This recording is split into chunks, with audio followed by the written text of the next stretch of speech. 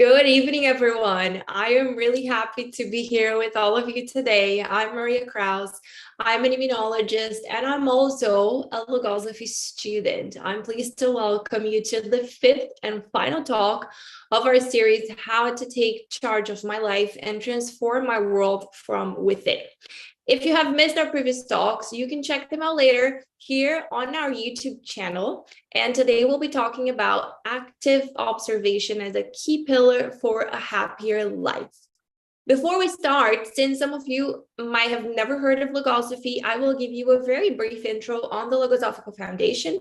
So Logosophy was created in 1930 in Argentina by the thinker, humanist, and educator Carlos Bernardo Gonzalez Picocci, and it is a school dedicated to human self-betterment, offering everyone resources that promote self-improvement from within through the process of conscious evolution. The Logosophical Foundation is a nonprofit organization with no political, no religious affiliations of any kind. Its activities are conducted by volunteers like me and are spread out throughout 31 countries in the Americas, Europe, Asia, and Australia. We can describe the foundation as an institution that, instead of trying to offer the world a better humanity, we actually aim to offer better individuals to the world.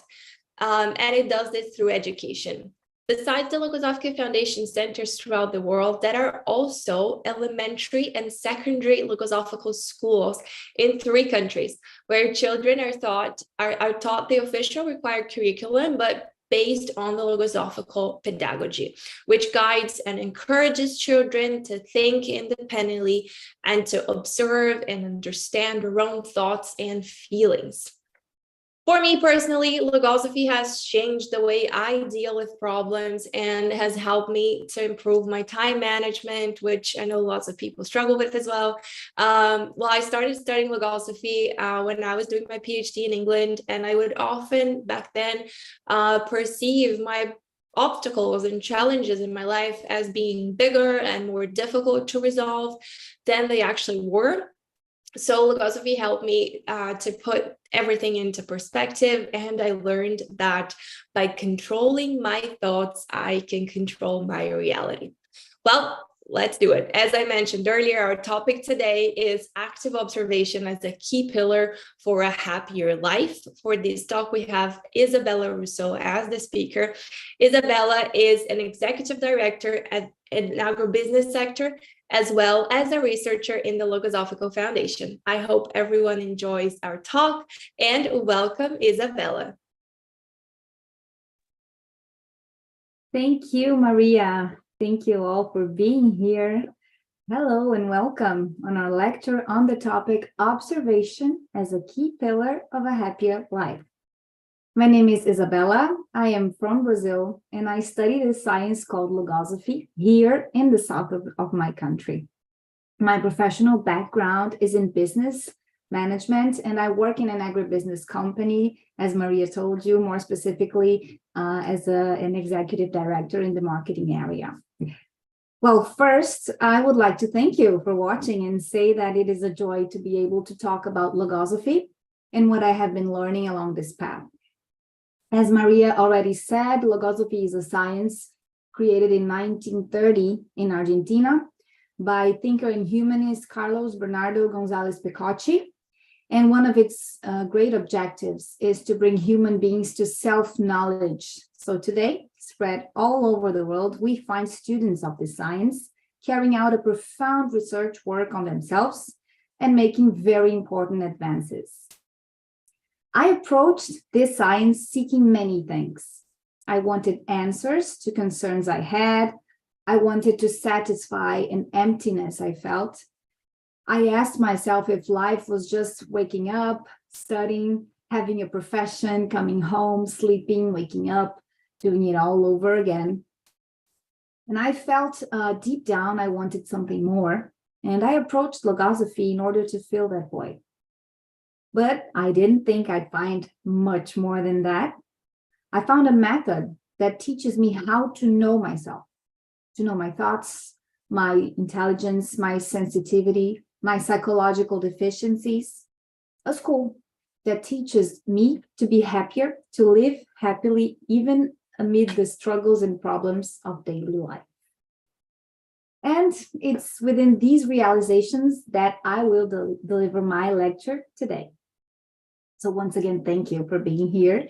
And let's start by talking about this topic, which is active observation as a key pillar of a happier life.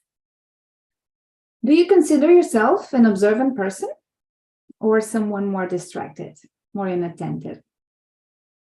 Let's keep this question to ourselves, reflecting on our own way of being, okay?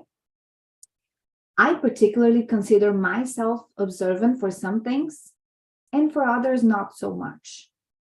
When it's something I'm interested in, it's easier to pay attention and observe. On the other hand, when it's something I need to do that requires dedication, concentration, I often get distracted and it becomes more difficult to be an observant person. I don't know if you feel that way too. So the idea of this lecture is something very light and fast and to promote reflection. As I said earlier, I don't intend to give any kind of ready-made answer nor any recipe for being more observant, but rather to make you think a little bit according to the elements that this science has brought me. Okay? So the author of Logosophy, Gonzalez Picocci, teaches that in Logosophy, everything is activity, observation, and living practice of knowledge that is associated with life. One of the first big changes I noticed in my life after I started to practice this science and apply this knowledge in practice was precisely to activate my observation. According to the science, everything in my life should be a reason for observation and living practice of the knowledge associated with it. But why can active observation be a pillar of a happier life? Why is this the title of our lecture? And how has the Logosophical study helped me in this? The first point that strikes me in the study of this theme is that Logosophy teaches that observation must be conscious, serene, and constantly carried out. Another aspect is that the observation must always be constructive and inspired by the exclusive yearning to help. Usually people tend to observe to criticize, isn't it like that? Or else to compare, to judge. When I use this great power that I have, which is the power to observe, but following these guidelines, I realize I get much more useful results for my self-improvement. So this is important. I did not mention at the beginning, one of the great objectives that the students of this science have when carrying out this study is to improve themselves, to become better people, first for themselves and then for the whole society, for the whole humanity, as Maria told you before. So returning to the active observation that Logosophy has taught me to carry out, I realized that the more attentive I am, the more calm and serene I am, and the more I observe my inner life, the more I manage to choose what is good, right, and useful for me, my evolution. Is this making any sense for you so far? You can write down in the comments, okay? Oh, as in this science, everything is experimentation and practice. I will tell you about two experiences I had in which I applied these concepts of active observation, and I felt that I surpassed myself and was able to build a happier life. On the first one, I was training the observation. On the second one, I was able to do it in a more natural way. So I'm going to start by the first one. Logosophy teaches that observation is one of the faculties of intelligence, like many others. So we have the faculty of thinking, of reflecting, of remembering, and also of observing, the observation.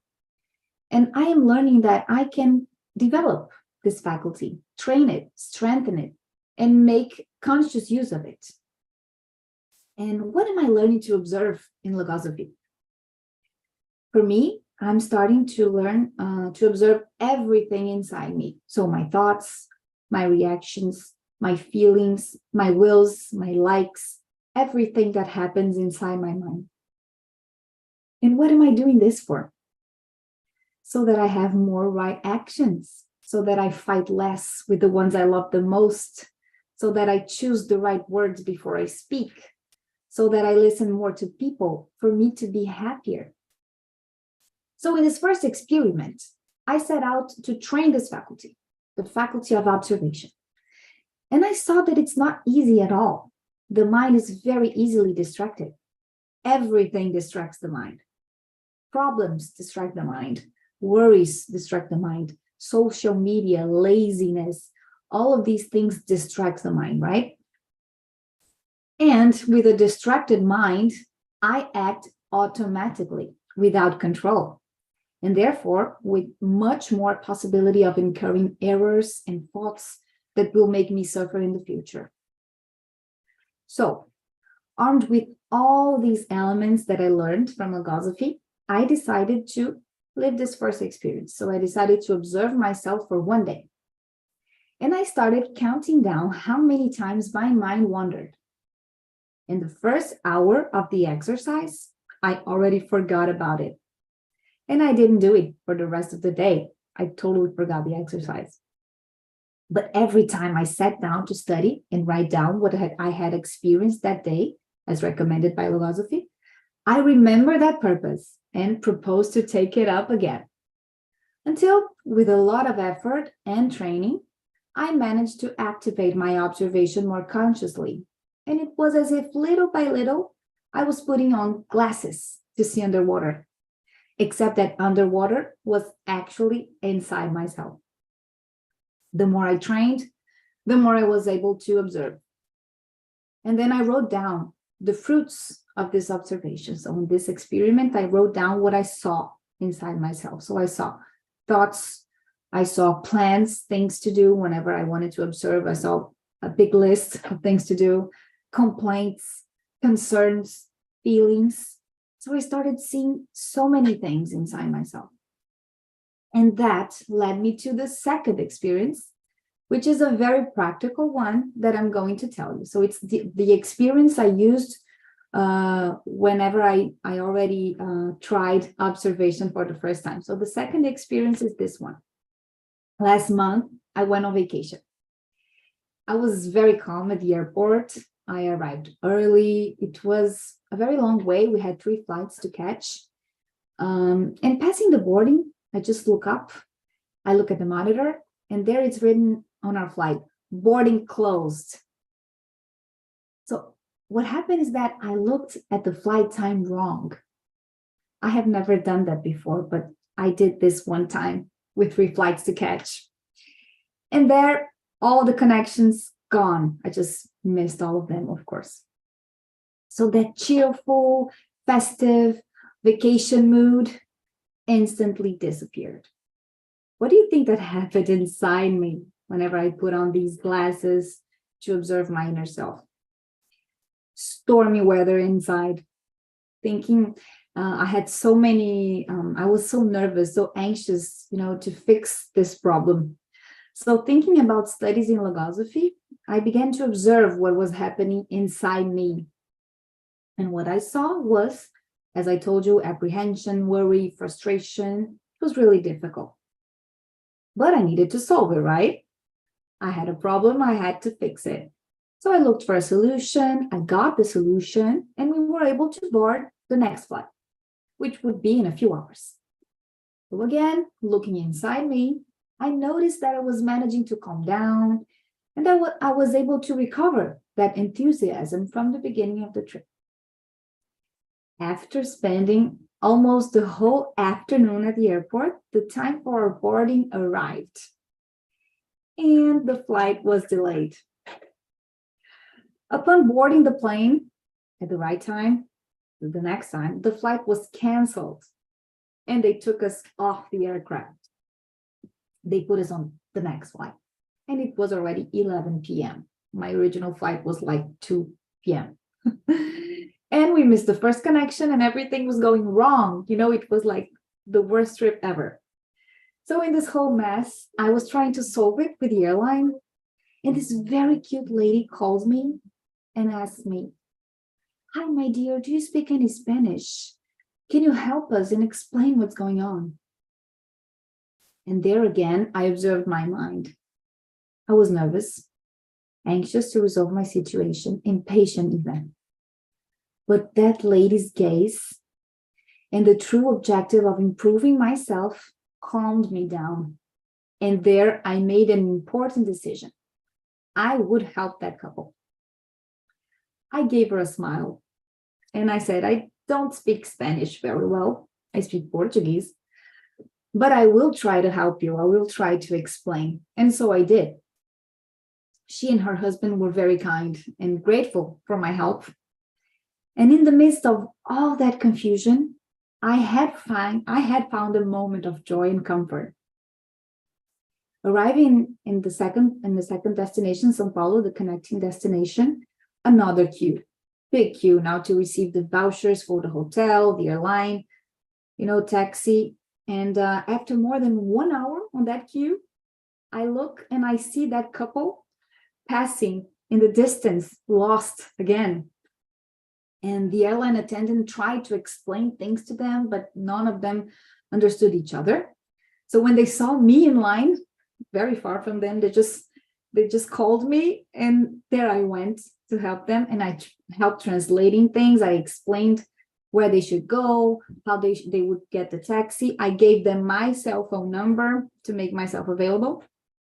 And observing again my inner self, it was as if I saw my little happiness bar filling up a little more, like a little happiness bar.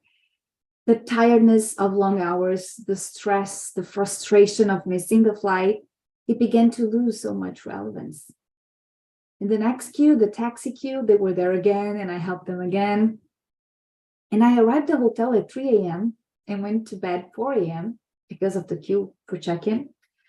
And even though when I closed my eyes, I saw that boarding closed screen and was very frustrated by all the confusion, I felt strangely happy.